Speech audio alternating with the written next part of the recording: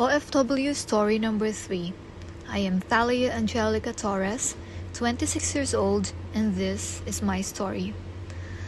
I am lucky to work here in Hong Kong for 6 months only, but I just want to share my life story and what struggle I encountered before I arrived here in Hong Kong. And I know all OFW can relate to this too. Last February 2021, I decided to work abroad due to lack of income because of the pandemic. I'm a full-time mom to my 2 sons, taking care of them at night and working mom in the morning. And in my free time, I also do online selling, but all of those are not enough to give the things that my children needed. After almost 5 months, I have made a full decision to apply here in Hong Kong. I am aware that choosing to live and work far from my children and family is difficult. August 2021, I went to one of the agencies connected here in Hong Kong, and it's my first time doing this.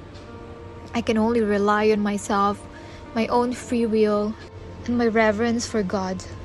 I don't have any idea what would I do there. Fast forward, I was already there. I waited for almost 4 hours for the interview, and I didn't bring any extra money to buy food. I only have water with me, and when it was time for me to take the interview, I was practically anxious and so extremely hungry. But I forced myself to be more confident so that I could make it through the interview and be hired. However, my first interview was not successful, but I never gave up. I went back and tried again. This time, I know I am well prepared, so I brought extra money with me in case my interview will take a while.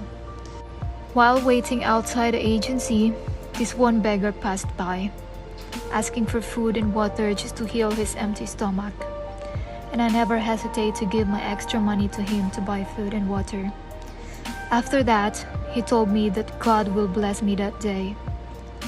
And already past 12 noon, the interview has not yet started, and I'm already getting hungry, but I keep myself calm before the interview. It was already past 1 p.m. when we started.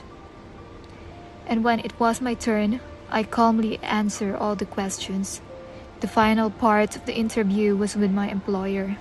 I was so nervous and panicking inside. I nearly lost my energy since I hadn't eaten in a while. Fortunately, I was employed, and I got the best employer in my very first job in Hong Kong. They supported me in all things, especially my kids and my family despite all problems that I have.